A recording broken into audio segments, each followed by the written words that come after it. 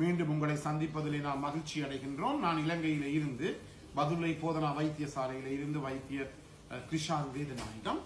நாங்கள் பார்த்து கொண்டிருக்கின்ற விடயம் ஆண்களுக்கு ஏற்படுகின்ற ஆண்மையின்மை அல்லது இல்லற வாழ்விலே ஏற்படுகின்ற தோல்விகளை பற்றி தான் பார்த்து கொண்டிருக்கின்றோம். நேரடியாக இன்னும் தொடர்பு கொள்ள விரும்பினால் வெளியூர் நண்பர்கள் வாட்ஸ்அப் மூலமாக 0094 777 35 35 62 45 மூலம் தொடர்பு கொள்ள முடியும். அல்லது உள்ளூர் நண்பர்கள் 0777 35 62 45 மூலம் தொடர்பு கொள்ள முடியும்.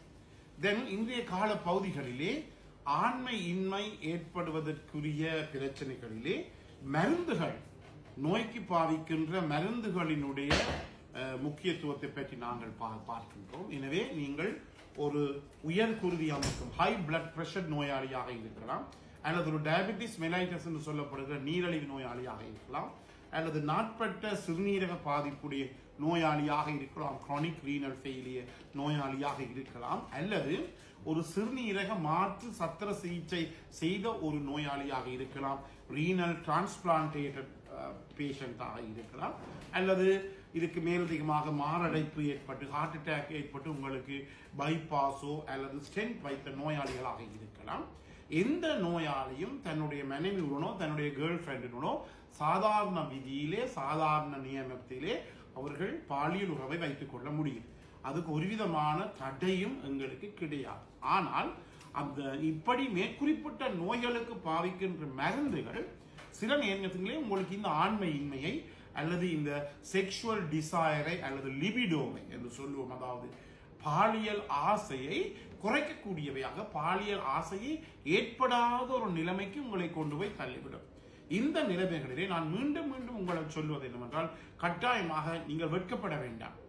நேற்று எனக்கு நல்ல ஒரு நிகழ்ச்சி நடந்தது. ஒருவர் வந்தால் இப்படி நடந்திருக்கிறது. அவர் உண்மையாக நான் இருக்கின்ற இடத்துக்கு மிக அண்மையில தான் இருக்கிறார். அவர் எனக்கு சொன்னார், டாக்டர், நான் உங்களை பார்த்து என்னுடைய இந்த பாலியல் பிரச்சனையை கதைப்பதற்கு எனக்கு வெட்கமாக இருக்கிறது என்று சொன்னார்.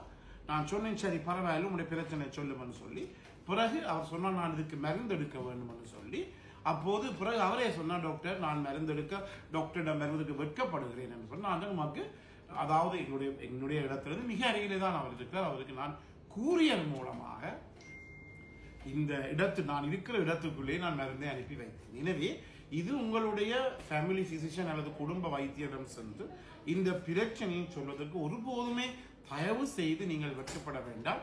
இதை கேட்டுக்கொண்டிருக்கின்ற மனைவிமார் அல்லது கேர்ள் ஃப்ரெண்ட்ஸ், பெண் துணைகள், கட்டாயமாக உங்களுடைய கணவரோ உங்களுடைய ஆண் துணையோ இதை போய் சொல்லாவிட்டால் நீங்களாவது போய் அவருடைய வைத்தியர்களை கண்டு இந்த நோயாளுடன் சென்று அவருடைய கிளினிக்கு ஒரு மாசம் நீங்கள் போகிற போது நீங்களாவது சென்று உங்களுடைய அந்த வைத்தியரை கண்டு இந்த பிரச்சனையை தெரிவிக்கணும். ஏனெனில் இந்த sex life is very important. அதாவது பாலியல் வாழ்க்கை என்பது மிக மிக முக்கியமானது, அவசியமானது. பாலியல் வாழ்க்கை இல்லாவிட்டாலும் அந்த இடத்துல அவருக்கு ஒரு மென்டல் ஸ்ட்ரெஸ் அல்லது மென்டல் அகனி, மன அழுத்தம் அல்லது மனதிலே சரியான குழப்பம் ஏற்பட்டு அது கூட அவருடைய நோயை இன்னும் கூட்டக்கூடியதாக இருக்கும். எனவே நோயாளிகள் எப்போதுமே சந்தோஷமாக இருக்க வேண்டும், சந்தோஷமாக அவர்களை நாங்கள் வைத்துக் கொள்ள வேண்டும். என்றபடினாலே இந்த மனிதருக்கு இருக்கின்ற ஒரு மிகப்பெரிய சந்தோஷம் என்ன? செக்ஸ். அங்கு ஒரு விதமான அச்சம் பட வேண்டிய தேவையோ, அதாவது சந்தேகப்பட வேண்டிய தேவை கிடையாது. என்றபடினாலே இதை பற்றி கவனித்துக் கொள்ளுங்கள். அடுத்ததாக மிக முக்கியமாக இன்னொரு வகையான மருந்துகள் இருக்கின்றது, எங்களுக்கு ஆண்மை இன்மையை ஏற்படுத்தக்கூடிய மருந்துகள். அதை நாங்கள் சொல்லுவோம் ரீக்ரியேஷனல் ட்ரக்ஸ். அதாவது நாங்கள் ரீக்ரியேஷன் என்று சொல்லுகின்ற போது, ஓய்வெடுக்குகின்ற போது, சந்தோஷமாக இருக்கின்ற போது பாவிக்கிற மருந்துகள். உங்களுக்கு தெரியும், சொன்ன உடனே உங்களுக்கு ஞாபகம் வரும். முதலாவது ஆல்கஹால், மதுபானம். இரண்டாவதாக சொல்லுவோம் ஹீரோயின், அடுத்ததாக கொக்கைன், அடுத்ததாக மெரிஜுவானா. இப்படி போன்ற பல பொருட்கள் இருக்கிறது. அதே நேரத்திலே எங்களுக்கு தெரியும், எங்களுடைய விளையாட்டு வீரர்கள் தங்களுடைய விளையாட்டினுடைய தன்மையை மேம்படுத்துவதற்காக, உதாரணமாக மேரதன் ஓடுவர்கள், 100 மீட்டர்ஸ் 100 மீட்டர் ஓடுவர்கள் எல்லாம் தங்களை வேகமாக அந்த தூரத்தை கடக்க வேண்டுவதற்காக அவர்கள் என்ன செய்வார்கள்?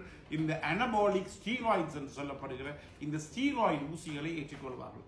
இவை கூட எங்களுக்கு இந்த ஆண்மை இன்மையை ஏற்படுத்தக்கூடியதாக இருக்கு. எனவே இந்த அல்கோஹாலை பற்றி கட்டாயம் நான் சொல்லுவேன்.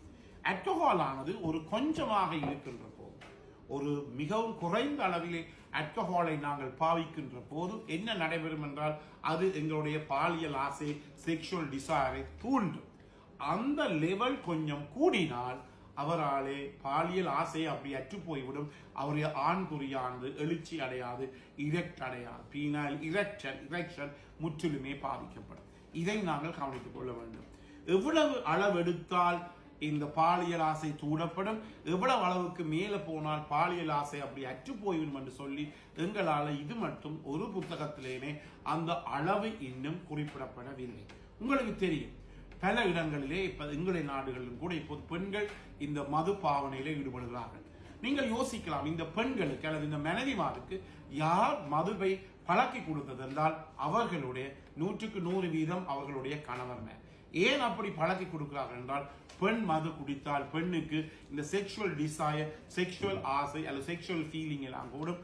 அப்போது எங்களுடைய ஃபேண்டாசி, நாங்கள் கற்பனையிலே கண்ட அந்த செக்ஷுவல் லைஃபை, பாலியல் வாழ்க்கையை அல்லது பாலியல் செயற்பாடுகளை மேற்கொள்ளலாம் என்று சொல்லித்தான் பெண்களுக்கு அல்லது மனைவிமாருக்கு இந்த குடிக்க பழக்குவது என்ன கணவர் மேல், இது ஆண்கள். நான் பல இடங்களிலே கண்டிருக்கிறேன். ஆனால் ஆல்கஹாலானது ஒரு லெவலுக்கு மேலே போனால் எங்களாலே ஒன்றுமே செய்ய முடியாது. எனவே இந்த நிகழ்ச்சி பிடித்திருந்தால் மற்றொரு அறிமுகப்படுத்துங்கள், லைக் பண்ணுங்கள், ஷேர் பண்ணுங்கள். யூடியூப்ல பார்ப்பவர்கள் மணி சின்னத்தில் பெல் சைனை அமுத்தி சப்ஸ்கிரைப் பண்ணுங்கள். டிக்டாக்லேயே மறக்காமல் ஃபாலோ பண்ணுங்கள். மீண்டும் உங்களை சந்திக்கும் வரை நன்றி, வணக்கம்.